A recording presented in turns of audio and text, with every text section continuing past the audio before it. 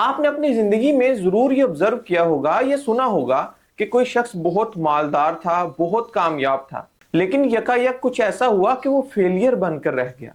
اس کے پاس نہ مال رہا، نہ دولت رہی، نہ شہرت رہی، نہ وہ کامیابی رہی۔ ایسے کسی شخص کو دیکھ کر یا ایسا کوئی قصہ سن کر آپ کے ذہن میں کیا آتا ہوگا؟ ہائے بیچارہ، اس کے ساتھ تو بہت غلط ہوا۔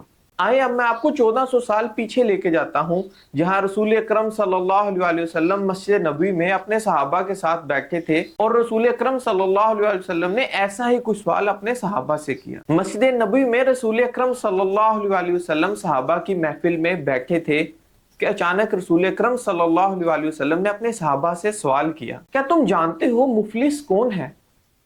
تو صحابہ نے جواب دیا کہ اللہ کے نبی، ہمارے لیے تو مفلس وہ ہے جس کے پاس مال و دولت نہ ہو، جو بہت غریب ہو، جو تنگ دست ہو۔ رسول اکرم صلی اللہ علیہ وسلم نے فرمایا، میں تمہیں بتاتا ہوں حقیقی مفلس کون ہے۔ قیامت کا روز ہوگا کہ ایک شخص اللہ سبحانہ وتعالیٰ کی بارگاہ میں پیش ہوگا، اس کے پاس نیکیوں کا انبار ہوگا، اتنی نیکیاں کہ لگے گا یہ شخص تو جنت میں لازمی داخل ہوگا۔ اتنے میں ایک اور شخص آئے گا اور آ کے اللہ کی بارگاہ میں فریاد کرے گا کہ اے اللہ، یہ شخص نیک تو بہت ہے، لیکن اس نے دنیا میں فلاں ٹائم مجھے گالی دی تھی۔ اللہ سبحانہ تعالیٰ فرشتوں کو حکم دیں گے کہ اس کی کچھ نیکیاں اس شخص کے حصے میں لکھ دو۔ اتنے میں ایک اور شخص آئے گا اور آ کے کہے گا کہ اے اللہ، اس شخص نے دنیا میں میرے ساتھ زیادتی کی تھی۔ اللہ پھر فرشتوں کو حکم دیں گے کہ اس کی کچھ نیکیاں اس شخص کے حصے میں لکھ دو۔ اتنے میں ایک اور شخص آ جائے گا، وہ بھی آ کر فریاد لگائے گا کہ اے اللہ، اس شخص نے دنیا میں میرا حق کھایا تھا۔ اللہ فرشتوں کو حکم دیں گے کہ اس شخص کی کچھ اور نیکیاں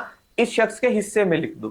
یوں لوگ آتے جائیں گے اور اللہ کے حضور اس شخص کے خلاف اپنی فریاد کرتے جائیں گے، یہاں تک کہ اس کی نیکیوں کا وہ انبار ختم ہو جائے گا، لیکن فریاد کرنے والے ابھی باقی ہوں گے۔ تو اللہ فرشتوں کو حکم دیں گے کہ اب ان فریاد کرنے والوں کے گناہ اس شخص کے حصے میں لکھنا شروع کر دو تاکہ انہیں کمپنسیٹ کیا جا سکے۔ تو آخر کار یہ ہوگا کہ وہ شخص جو نیکیوں کے انبار لے کر آیا تھا، اب اس کے حصے میں صرف گناہ رہ جائیں گے، اور وہ گناہ بھی صرف اپنے نہیں بلکہ فریاد کرنے والے باقی لوگوں کے گناہ بھی اس کے حصے میں لکھ دیے جائیں گے۔ رسول اکرم صلی اللہ علیہ وسلم نے فرمایا، یہ ہے حقیقی مفلس، جو نیکیاں تو بہت لے کر آیا لیکن حقوق العباد کا خیال نہ رکھا، جس کی وجہ سے اللہ سبحانہ وتعالیٰ نے ان لوگوں کے گناہ بھی اس کے سر لکھ دیے۔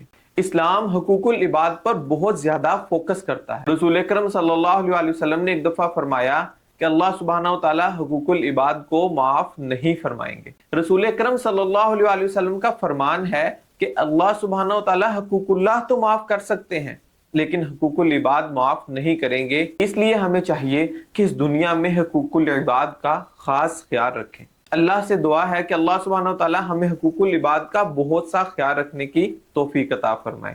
دعاؤں میں یاد رکھیے گا۔ السلام علیکم ورحمۃ اللہ وبرکاتہ۔